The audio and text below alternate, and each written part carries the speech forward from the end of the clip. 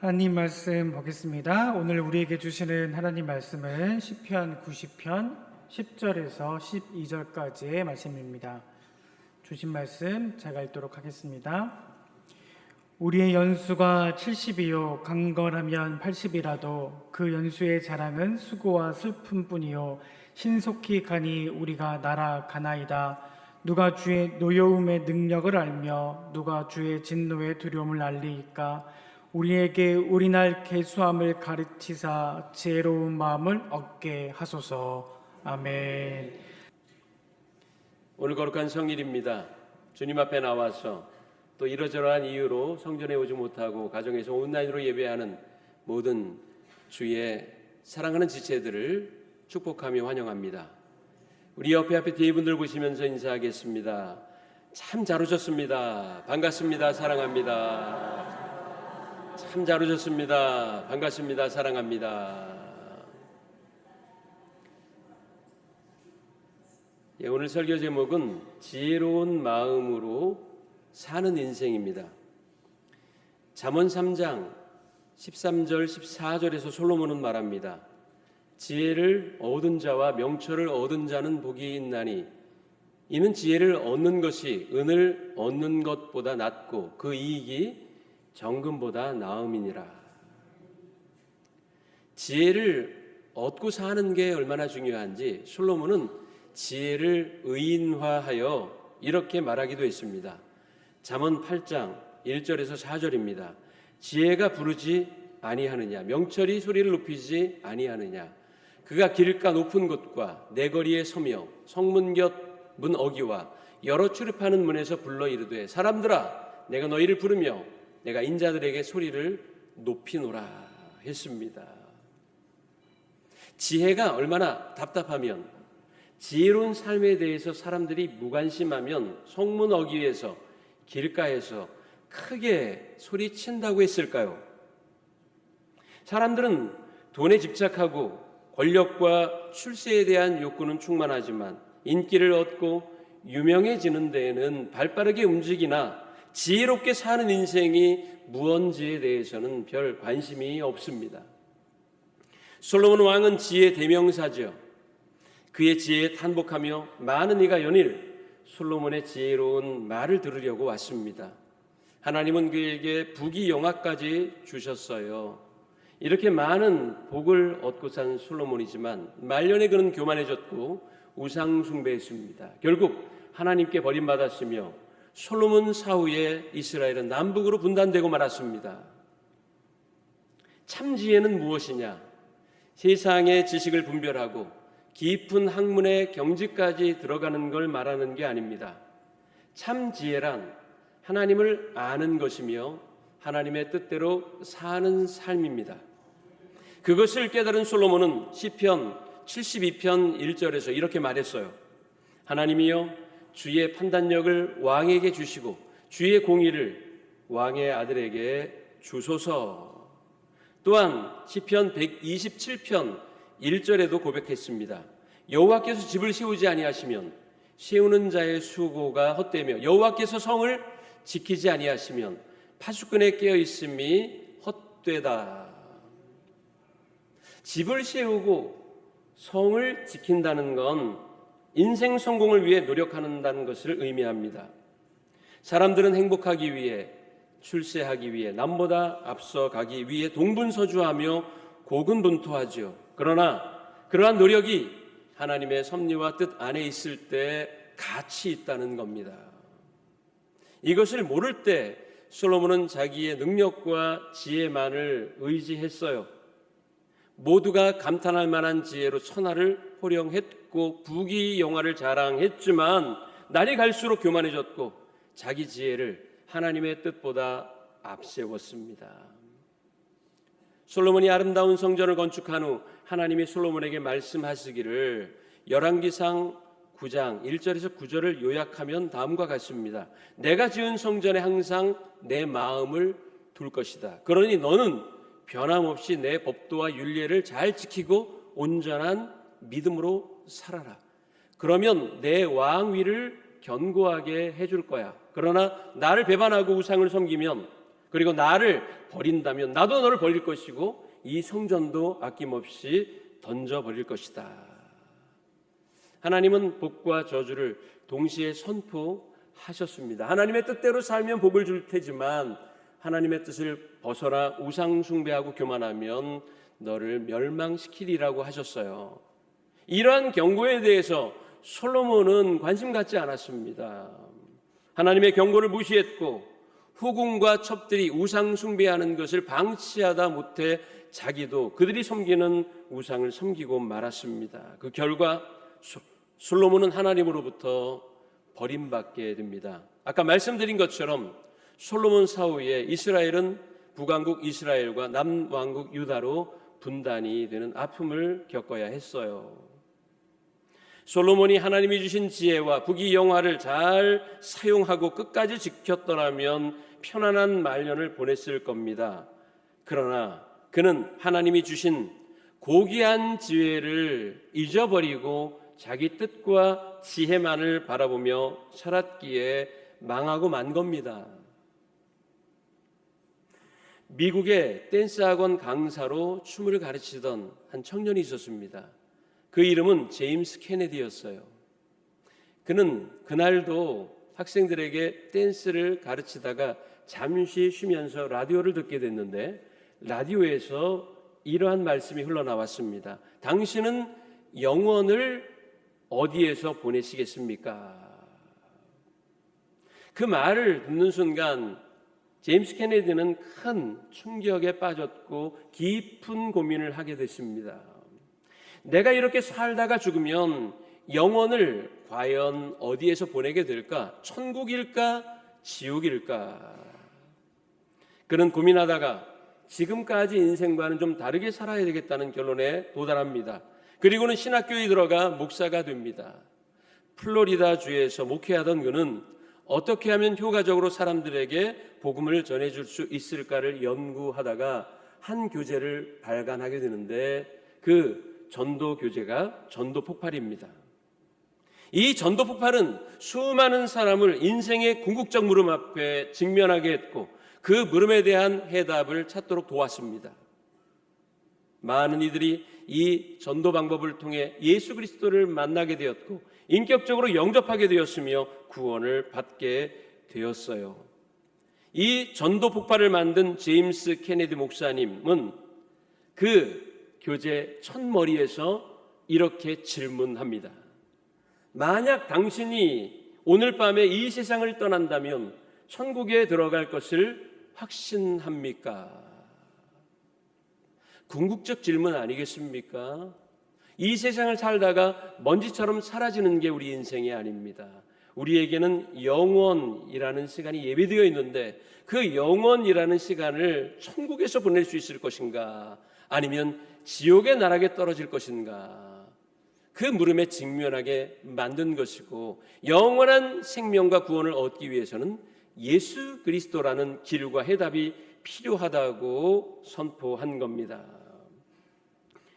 댄스를 가르치던 아주 평범했던 청년은 인생의 가장 궁극적인 물음에 대해 분명한 해답을 찾았고 그것을 사람들에게 알려주었습니다. 그 해답이란 바로 따라해 봅시다. 예수 그리스도.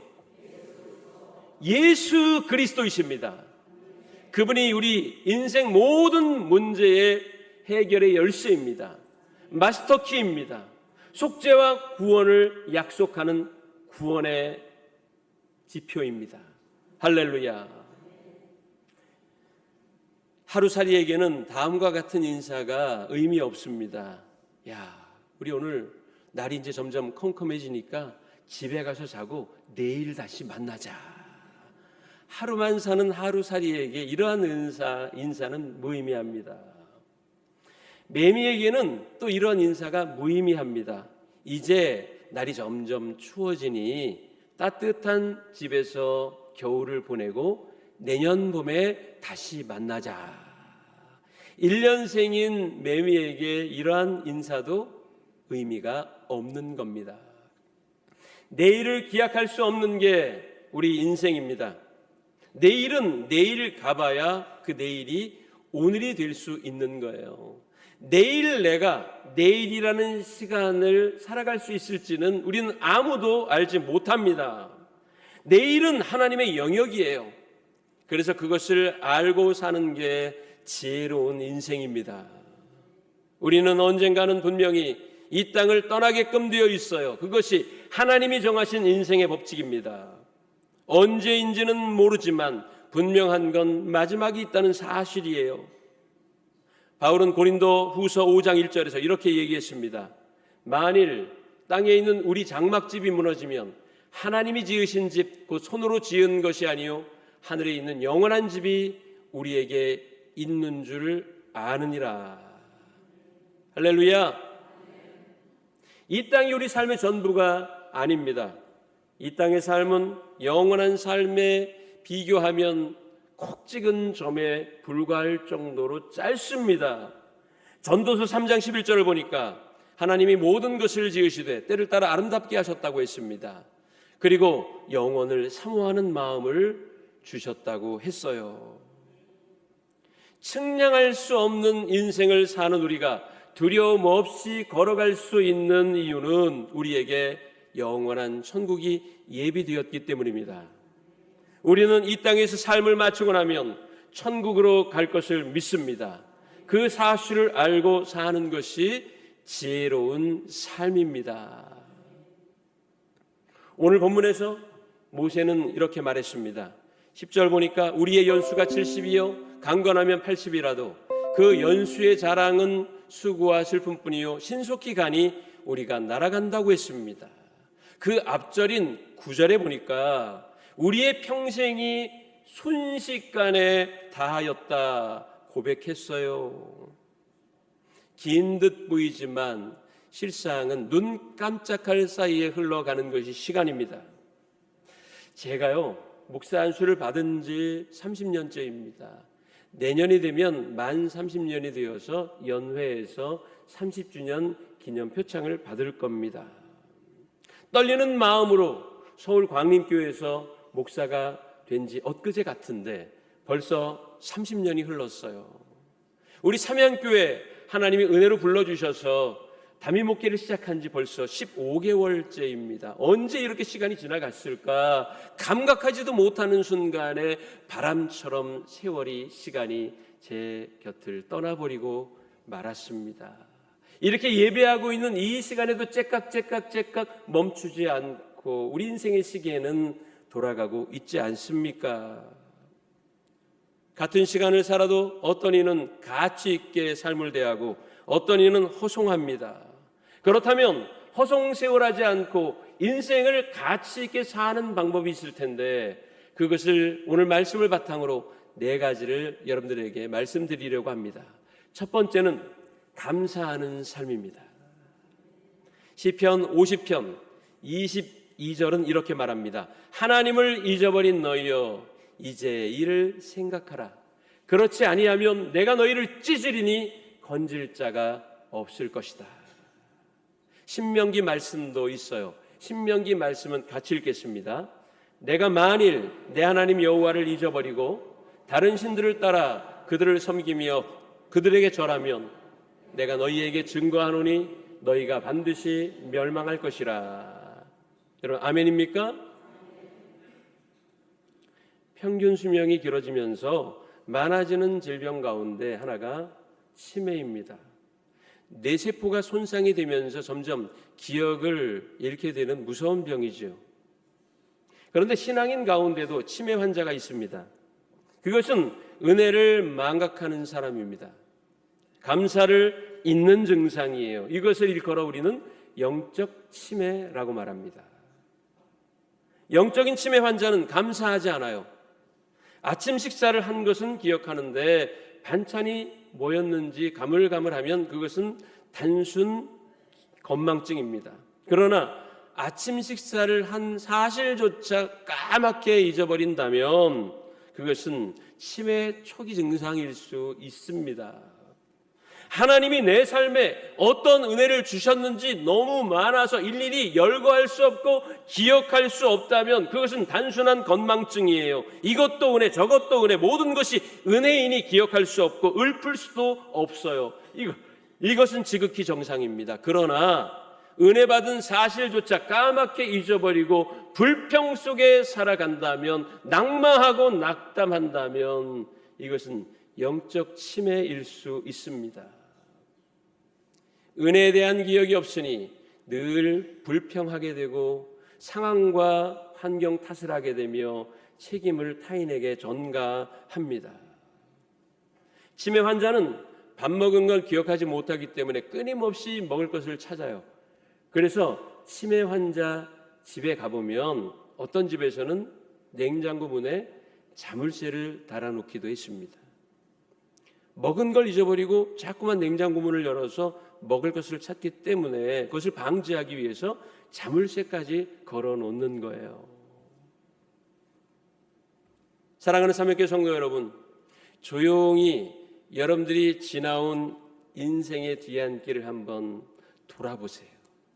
하나님 은혜가 배이지 않는 발자국이 있던가요?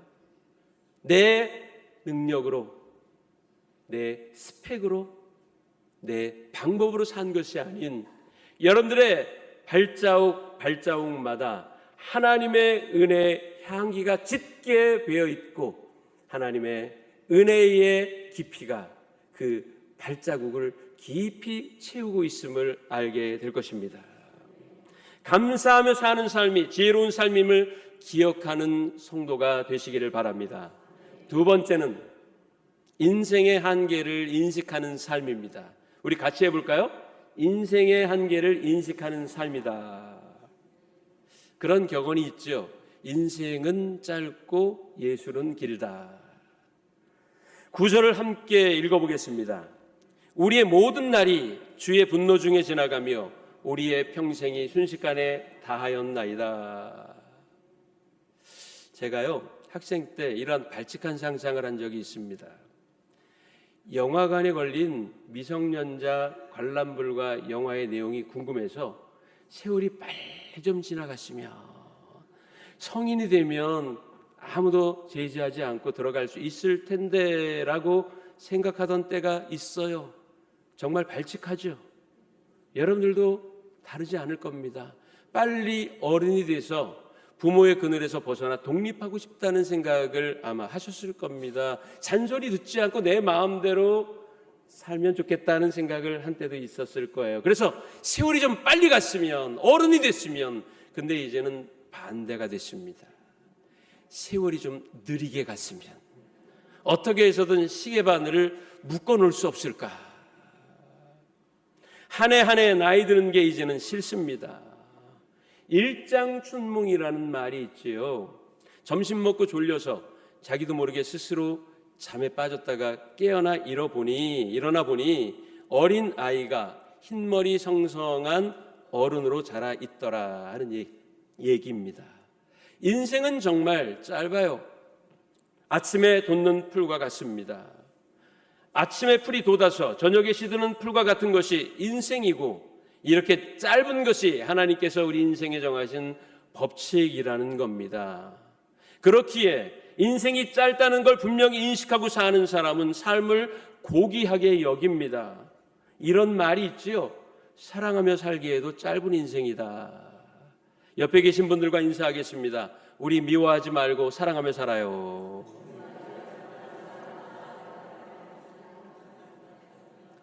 여러분, 사랑하며 살아도 짧은 인생 뭐 그렇게 아웅다웅 살겠습니까? 용서하세요. 이해하세요.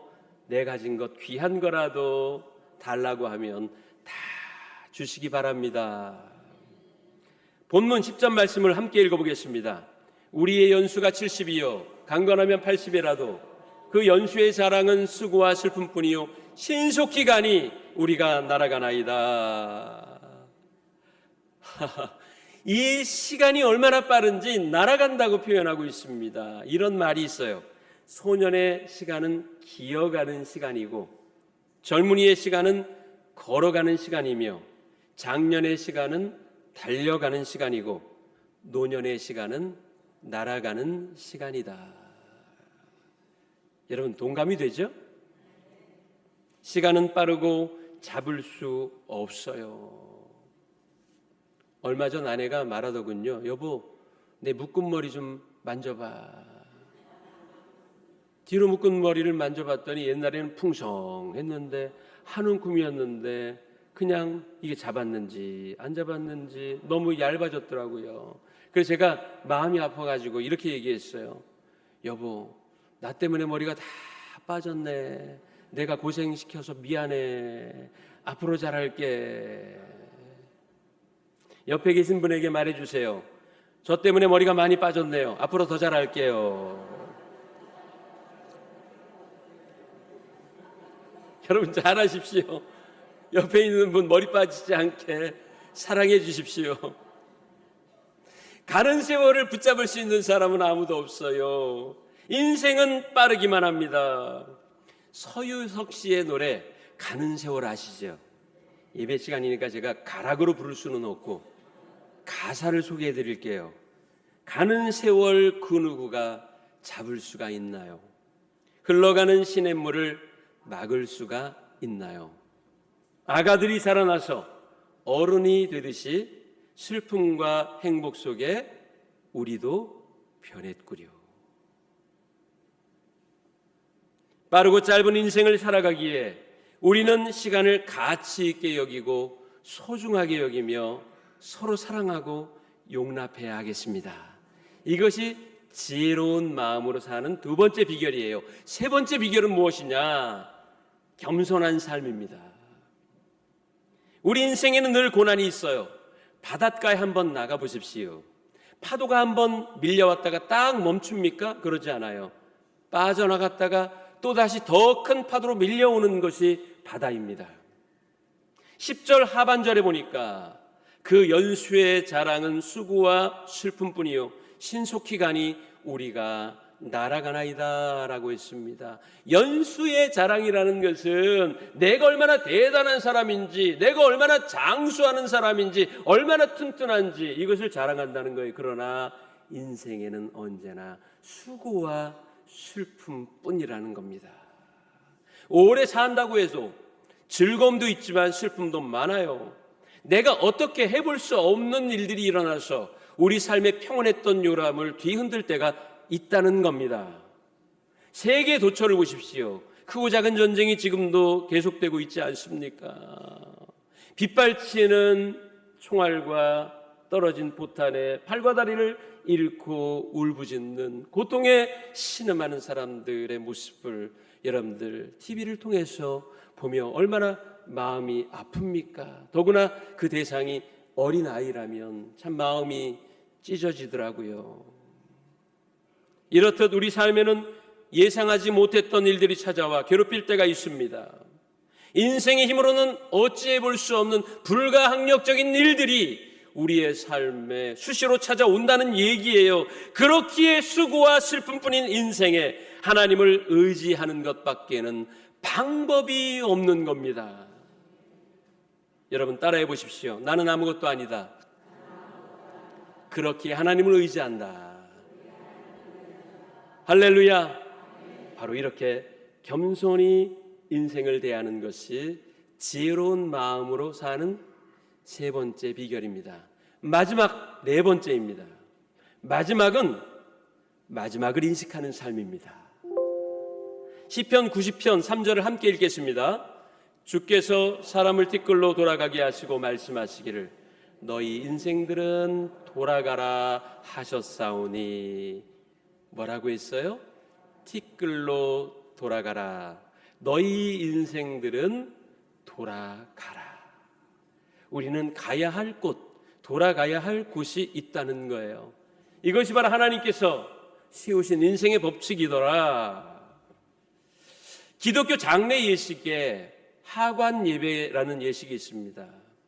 지금은 화장이 일반적이지 예전에 매장이 일반화되었을 때는 관을 파놓은 무덤에 데리고 흙을 뿌리며 하는 주례자의 말이 있었어요. 흙은 흙으로 돌아가고 티끌은 티끌로 돌아갈지니라. 흙에서 지음받은 우리 인생은 죽으면 흙으로 돌아가는 겁니다.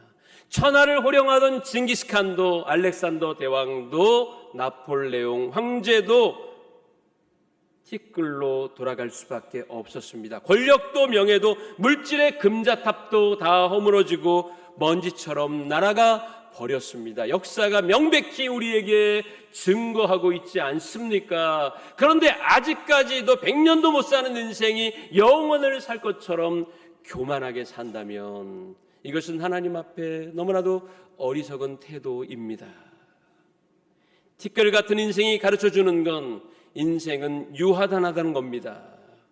시편 36편 6절에서 다윗은 말합니다. 진실로 각 사람은 그림자같이 다니고 헛된 일로 소란하며 재물을 쌓지만 누가 그 재물을 거두어 갈는지 알지 못한다. 여러분, 돈을 한 푼이라도 가지고 갈 수 있어요?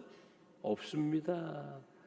우리나라 삼국시대의 그 총이라고 불리우는 왕의 무덤들은 왕이 저승 가는 길 수행하라고 종까지 함께 묻었어요. 그걸 순장이라고 했습니다.